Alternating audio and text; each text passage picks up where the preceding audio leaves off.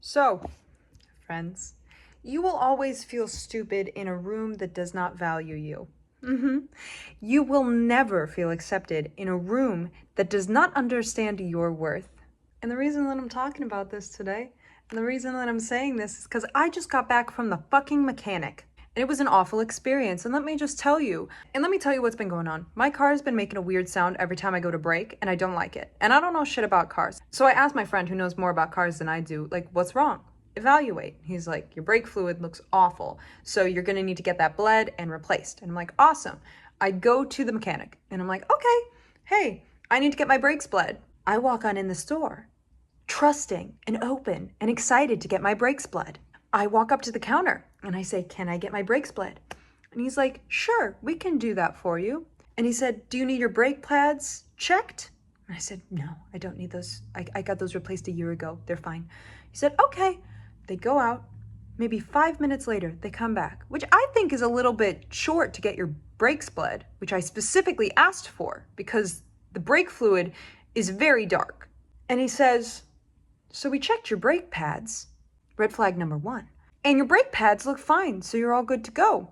What about the brake fluid? What about that dark stuff that's swimming around in there? What about that? And he's like, oh, we didn't check that. I'm like, so could you? It's like, yeah, I'll go have him check that. And then this dude grabs my keys, goes out to my car and checks it, comes back maybe 30 seconds later, which is not nearly enough time. And he says, okay, sweetheart, red flag number 2. Your fluid looks fine. It even looks a little bit too full. Did you put some in there yourself? And I said, didn't look a little dark to you? He said, no, that's a good color for it. Okay, I leave the store. I'm not arguing with stupid. Clearly this room and the people in this room don't see what is wrong with my car.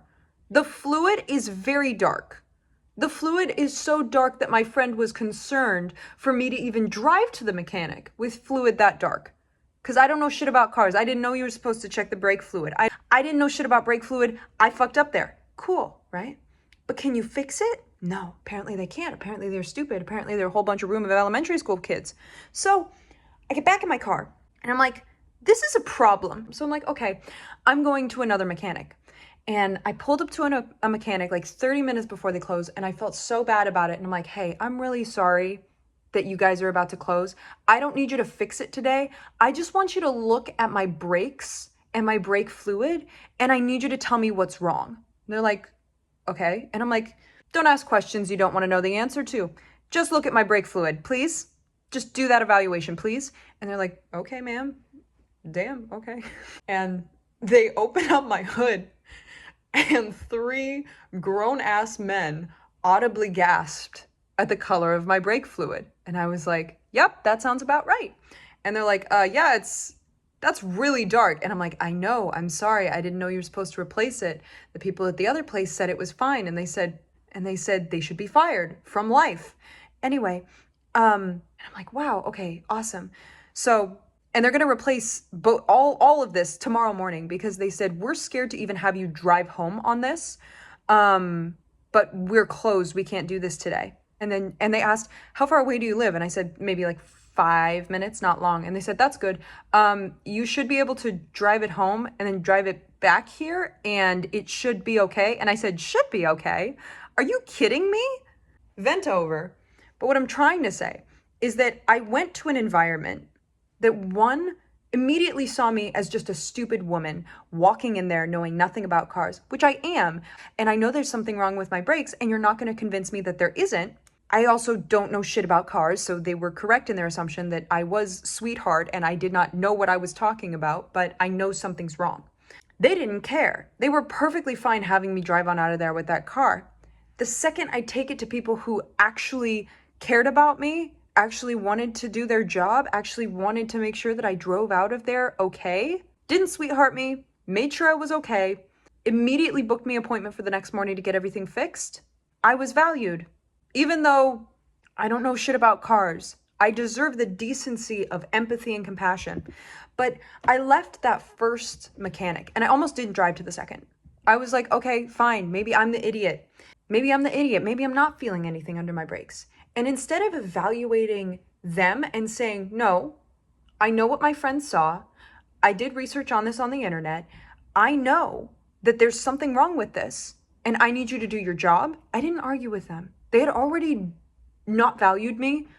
They already immediately saw that there was no problem with the situation. They did not see what I needed them to see. And I'm not gonna lead them to water if they're not gonna drink. You can literally see how dark it is. You can see how dark the brake fluid is. You can see that there's a problem with my car. And you are choosing not to do anything about it. Or you just don't know that brake fluid should be that dark. So you don't know anything more than I do. Okay, I'm not gonna argue with you on that. I'm going to leave and go where they will take care of me. And I think this is a good lesson for life, because if you are in a room full of friends that make you feel devalued, if you are in an environment that doesn't value you, that doesn't celebrate you, doesn't want to see you improve in life, doesn't want to see you go the distance, doesn't want you to be cared for, what the fuck are you doing in that room? And it's not your job to force everyone around you to value you. This especially happens in relationships where you'll see this all the time. Girls and guys, everything in between, will get continually disrespected by their partner. And they think, no, I'm just going to stay here a little longer and then they're going to respect me eventually. You will know immediately if you are being respected, cared for, treated correctly when you walk in that room. And it's because you won't feel stupid being there. I even went to that second place 30 minutes before they closed. And I literally made a fool of myself, but it was because I know that they were going to take care of me. They're more skilled. It's going to be more money, but I don't care because I know what I need. I know what my needs are. I know what has to happen, and I need someone that's going to fulfill that. And that's how you should look at life. And that's why you need to define who you are before you go out in the world. Let's do this in the context of a relationship. If I know I'm someone who needs a lot of reassurance, I know I'm someone who has an anxious attachment style and I need reassurance. And I ask my partner, I'm like, hey, could you give me some reassurance? I've had very negative experiences in the past, and it's not that and it's not that I think you don't love me. It's just, I need reassurance. That's what I need. That's my need. That's what I want. And my partner does not give that to me. I'm out. And that's how it should be. Because not everything in life is meant for you, and not every place and not every person will meet your needs or even see that it's necessary why you need that. So, friends, you're not stupid. You're not dramatic. You're not imagining things, okay? Sometimes you're in a place where your instinct, your intelligence, your needs aren't welcome. And you can't thrive in a room that's built to keep you small.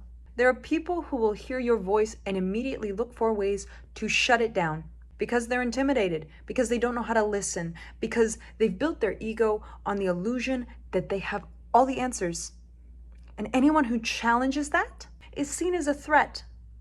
But here's the issue. The moment you realize you were never the problem in this situation, it's the environment. That's the moment that you walk out of the garbage, out of the relationship, out of the group chat, out of the job, and say, I don't need to prove myself to people who've already decided I'm less.